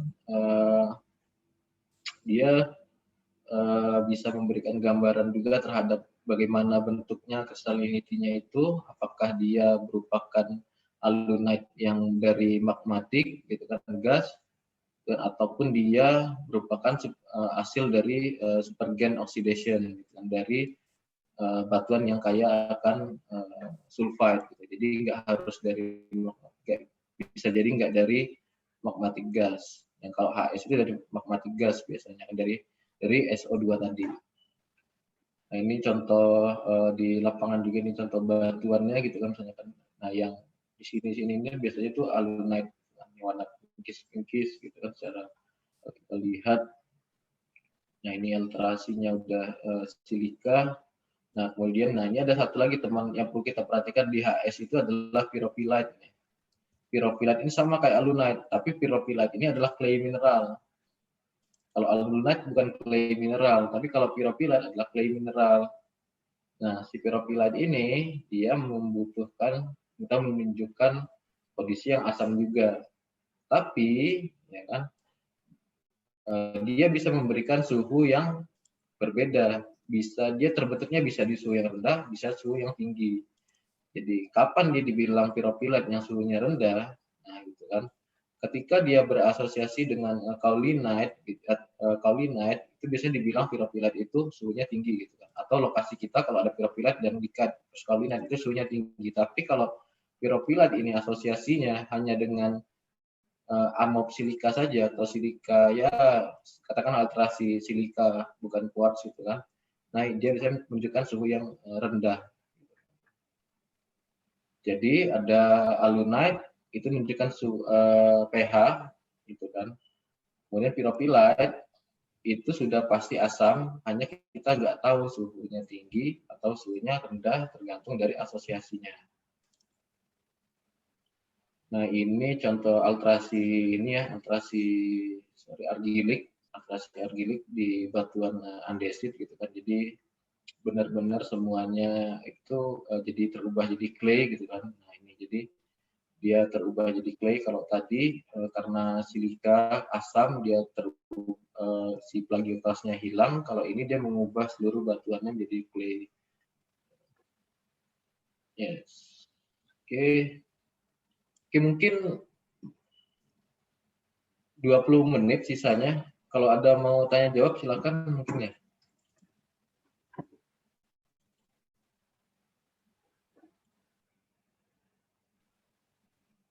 Saya nggak yakin ini apa nanti ngerti semua ini. Kalau ada yang mau tanyakan silakan.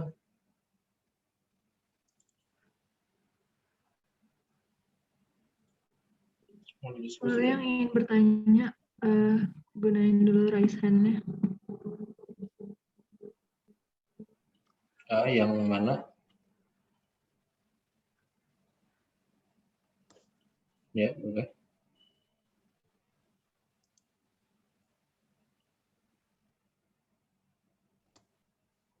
Mau nanya apa tadi? Oh, enggak. Itu tadi ngasih tahu untuk yang mau bertanya menggunakan raise hand terlebih dahulu. Oh, Iya, Bang. oke. Saya mau izin. Makan.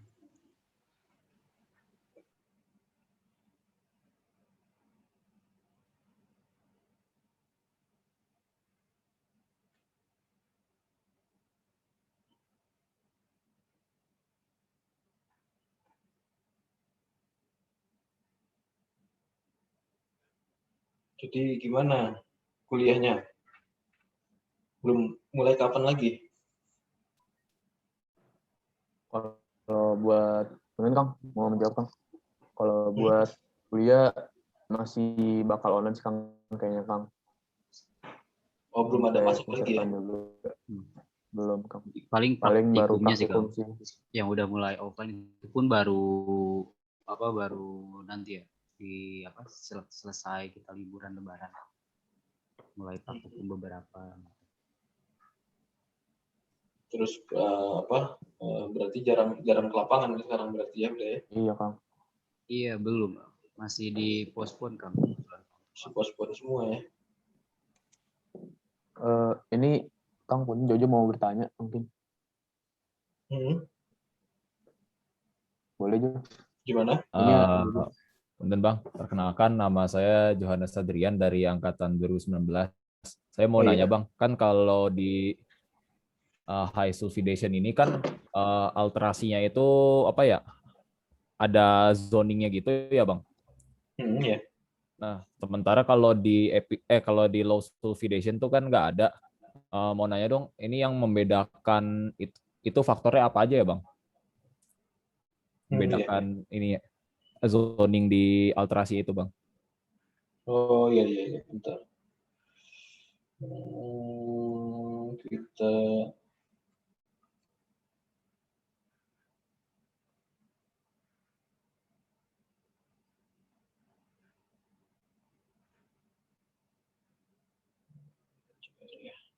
ada whiteboard juga ya. Ini kelihatan ya whiteboardnya ya? Kelihatan Bang? Ya, jadi kalau tadi seperti yang saya bilang kan ya, kalau kita lihat section ya, Bentar, gimana kita lihatnya ini? Oke, ini structure. Dan ini structure. Sorry.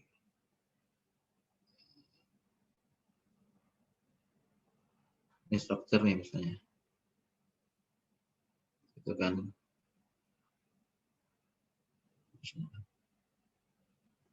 Structure nih. Nah, terus sama-sama ada structure. Kemudian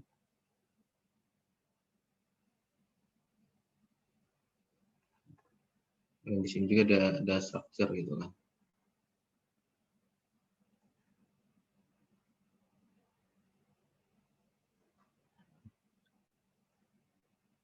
Ini kita slice gitu kan. Ini A, kemudian ini B. Nah, kalau kita lihat secara nampang,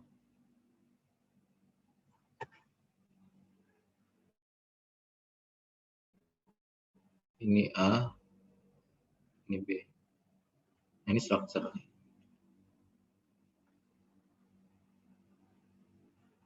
Nah, yang pertama, yang bisa memberikan perbedaan alterasi itu harus kita ingat dulu nih. Yang pertama itu adalah geological setting ya. Geological setting. Misalnya kan, kalau ini misalnya dia di dekat gunung api. Kemudian ini di dekat dekat ini lake lah ya, sungai lah, apa danau lah misalnya kan. Danau, lake. Artinya ini lebih ke kontinental, ini lebih ke lebih ke settingannya lebih ke vulkanik ya, atau arc, lebih ke arc. Ya. Sama settingan geologi nih. Dari settingan geologi ini jelas akan memberikan pengaruh. Ya kan, pengaruh apa? Mungkin di sini dia lebih dominan yang di sini dia lebih dominan batuan plastik.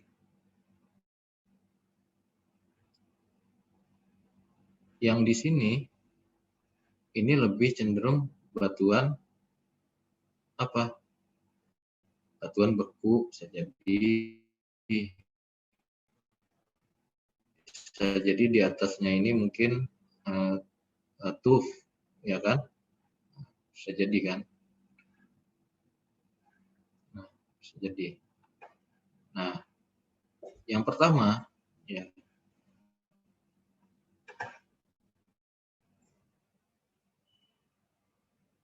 ketika jadi ada geological setting, kemudian ada perbedaan dari wall rock-nya juga ada.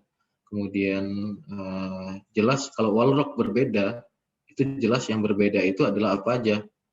Mineralogi, ya kan? Kemudian kompetensi dia atau permeability.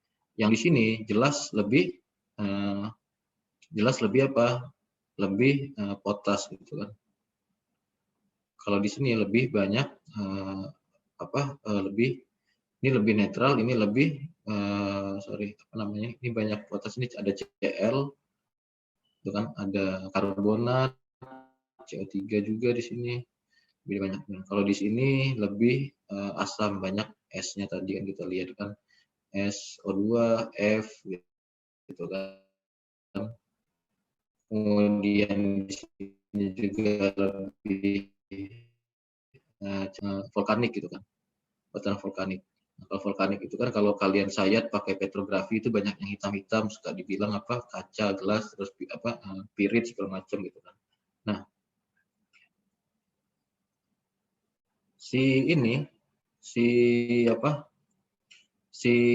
ketika dari sini sama-sama ada sumber dari magmatic water gitu kan.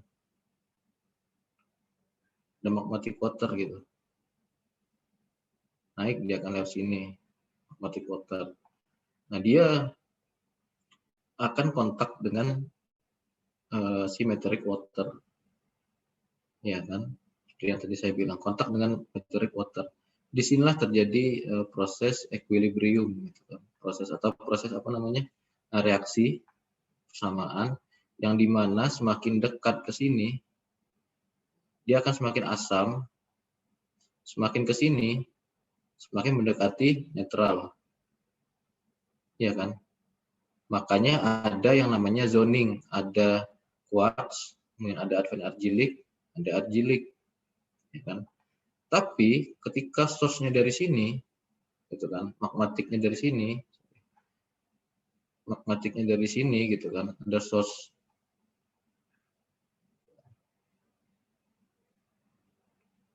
Kemudian dia naik,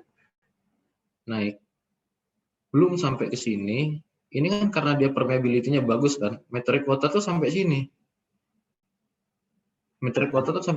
Sehingga si magmatic water ini itu sudah terjadi, terequilibrium di sini dulu gitu kan, belum sempat dia naik ke atas, dia sudah dinetralkan dulu gitu kan di sini magmatic waternya itu. Sehingga yang naik ini apa? Cuma si larutan si asam ini ya, si HCl ini. Jadi kalau asam klorid ini, klorid kompleks, kalau dia di suhu tinggi, itu di suhu tinggi di sini di fases distal, HCl atau hidroklorid itu ini sama dengan asam rendah, weak acid gitu kan, weak acid. Tapi kalau di suhu rendah, HCl itu sama dengan strong acid. Nah, strong acid itu kan, nah dia cuma ini doang, jadi dia selain HCl itu tuh sudah menjadi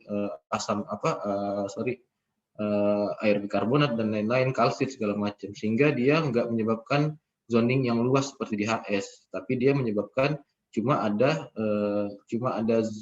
tertrap di ngikutin fracture zone ini saja, si mineralisasinya dalam fracture zone. Kemudian yang karena di sini stok dia yang ada HCl ini yang air magmatic waternya itu, magmatic meteoriknya itu. Jadi kemudian prosesnya lama, cuma di sini yang terbentuk penggantinya, karena dia tidak ada zoning alterasi seperti di sini, dia mempunyai waktu cooling yang lama dan membentuk tekstur fan yang lebih fantastis gitu kan, lebih beragam ketimbang dia di HS. Dia karena ada proses equilibrium tadi, dari panas jadi dingin itu cepat, sehingga proses coolingnya itu cepat, sehingga tekstur fan-nya itu lebih jelek kalau di HS. Gitu ya, yang kurang lebih yang saya tangkapnya.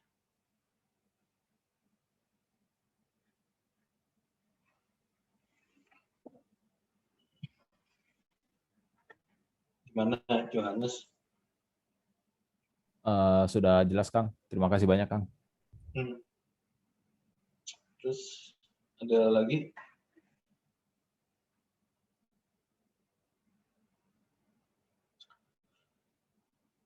Kira-kira untuk dasar HS ini mungkin cukup ya sampai di tadi presentasi. Kalau memang ada yang mau ditanyakan, silakan diskusikan, pusing gitu kan. Kalau enggak saya lanjut sedikit aja. Itu tadi baru sampai di sini ya. Sampai di sini 23, masih ada kurang lebih ya sekitar 28 slide lah. Nanti kita coba di sini aja. Lebih banyak tanya jawab aja, biar walaupun sedikit yang disampaikan, tapi kalau dapat diterima dengan penyerapan yang lebih bagus, menurut saya lebih bagus daripada saya nyampaikan semua, tapi yang diserap itu dikit atau yang dipahami itu dikit gitu kan, agak sia-sia aja.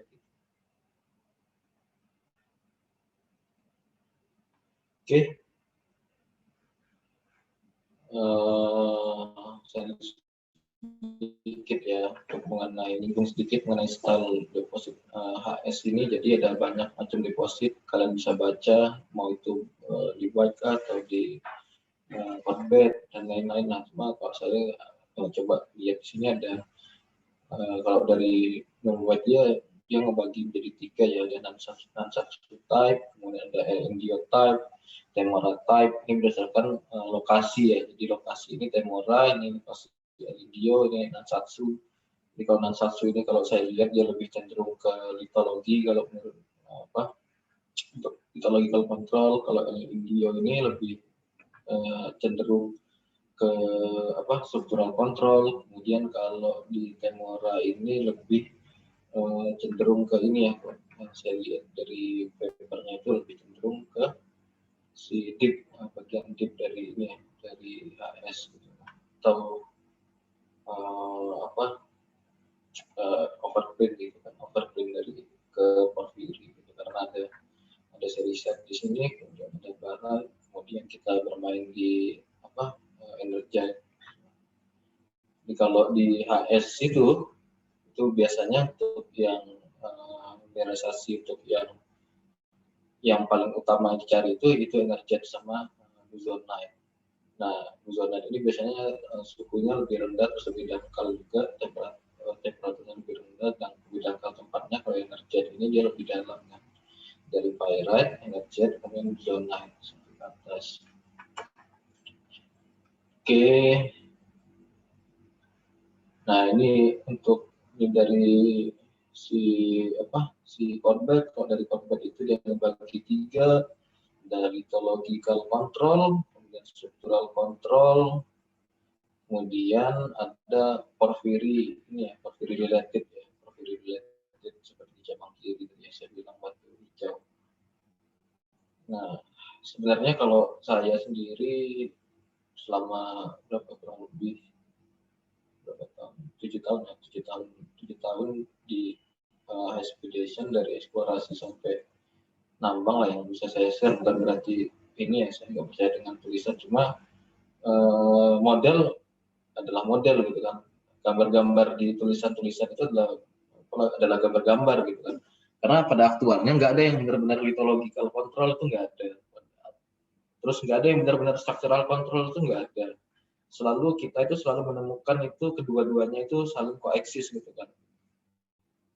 Karena nggak mungkin tiba-tiba magma ini atau magmatic water atau hydrothermal fluid itu naik tanpa ada structure gitu kan. Tanpa ada atau terjadi mineralisasi misalkan di daerah structure, itu pure dia ngisi strukturnya aja, itu enggak pasti kan di situ ada perbedaan, entah itu kontak antara breksia dengan volcanic rock atau wall rocknya di situ kan, dia pasti ngikutin jalur itu juga. Jadi nggak ada oh ini deposit itu ini full lithological control gitu kan, atau ini full subtan lithologi atau dominan structure gitu. Ketika kita bikin interpretasi atau model sendiri gitu kan, karena pastilah si structure-nya pasti selalu ada perannya, si lithologi juga pasti ada peran di structure gitu kan. Yang memberikan impact itu nanti yaitu bentukan si body mineralisasinya saja kalau kita pakai lithologi atau structural control. Nah ini yang tadi mineralisasinya kalau dari bagian terbawah sampai ke bagian atas gitu kan. Nah, jadi CU itu semakin ke atas itu semakin berkurang. Ya kan? Di tengah-tengah itu asosiasi yang tinggi itu CU sama AS gitu kan. Nah, kemudian di bagian atas itu ada tellurium, ketinatite dan AU. Kemudian di sinilah yang kira-kira dari sphalerite, galena, base metalnya ke chalcopyrite, kemudian ke ketinatite gitu kan. Nah, ini buzonite ini paling atas gitu. Kira-kira begitu. Nah, ini lithological controlnya. Jadi kalau bentukan lithological control itu dia cenderung bentuknya itu biasanya subhorizontal gitu kan. Kemudian alterasinya itu bisa lebih cenderung lebih luas karena dia dikontrol oleh lithologi seperti saya bilang spons tadi kan, sehingga metal distribusi emasnya itu merata lah gitu, atau tersebar luas tapi grade-nya lebih rendah. Terus kalau kontak alterasinya juga hampir nggak bisa tahu kita karena lithologinya seragam kan, jadi nggak ada kontak yang jelas gitu kalau di lithological control. Jadi dia dari ini heat source-nya dari sini sampai ke sini dia gradasi aja ya, nggak ada kontak yang jelas. Nah biasanya dia ya itu tadi grade-nya itu cenderung lebih rendah tapi luas. Nah, kalau structure Kalau structure ini dia bentuknya itu lebih ke subvertikal gitu kan, subvertikal vertikal begini, mempunyai alterasi clay yang terbatas gitu kan, atau envelope-nya itu enggak seluas yang di litologi, tapi mempunyai metal distribusinya itu yang cenderung lebih tinggi karena dia terkonsentrasi, karena batuannya sebelah-sebelah ini impermeable atau permeabilitasnya jelek ya. Ini kalau di lapangan, ya kan, ini salah satu contoh structure yang bisa kita lihat. Jadi ya limited to ini aja, narrow atau adjacent to ini ya, to zona structure-nya. Jadi sedikit aja zona si advanced argiliknya itu langsung ke argilik ya biasanya. Untuk ini di structural control. Nah, ini mercure yang saya bilang tadi kan, ini structure, bisa aja ini structure, kemudian di sini ada litologinya, jadi nggak harus saklek. Ini structure ya, struktur ya, struktur enggak, tapi ya ada sih litologi gitu kan. Oke, udah jam 12 pas untuk materi. Kalau ada yang mau ini diskusikan lagi. Capek saya ngomong terus. Yang lain lah kalau ada yang mau tanyakan.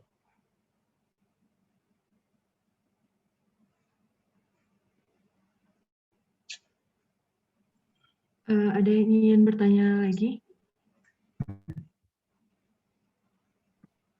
Oke, kalau enggak kita cukupkan aja. Ya. Gimana, Bang? Boleh, nggak masalah. Oh, ya udah. Oke, makasih Bang Rifaldi atas kemateriannya. Baik, sekarang kita selanjutnya ada sesi foto bersama dipimpin oleh media. Oke, boleh semuanya on cam.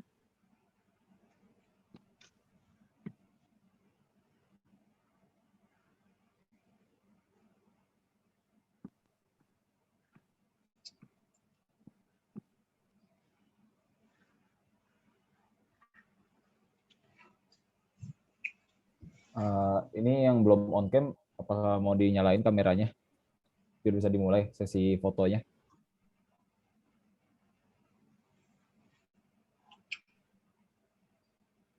Oke, dilanjut aja ya. Ya, lanjut aja. Ini ada satu slide, paling kita fotonya 2 kali. Foto pertama, 1, 2, 3.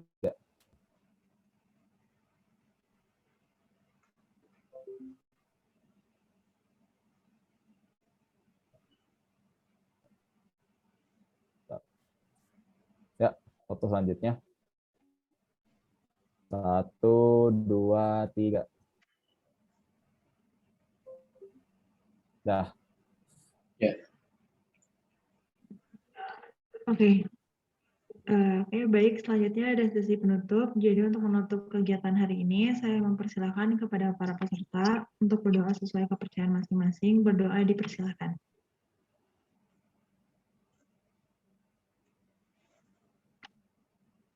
Oke, berdoa tidak pernah selesai. Berhubung kita sudah ada di penghujung acara, saya ingin mengucapkan terima kasih sebesar-besarnya untuk Bang Rifaldi selaku pembicara pada hari ini yang telah menyempatkan waktu dan ilmunya, dan untuk para peserta yang telah mengikuti kegiatan hari ini. Dan saya juga ingin berterima kasih kepada seluruh panitia dan peserta yang sudah berpartisipasi pada kegiatan hari ini. Baik, terima kasih semuanya. Wassalamualaikum warahmatullahi wabarakatuh. Waalaikumsalam warahmatullahi wabarakatuh. Terima kasih ya. Terima kasih banyak, Kang. Ya, sama-sama. Kang. Ya, terima kasih. Syarif ya.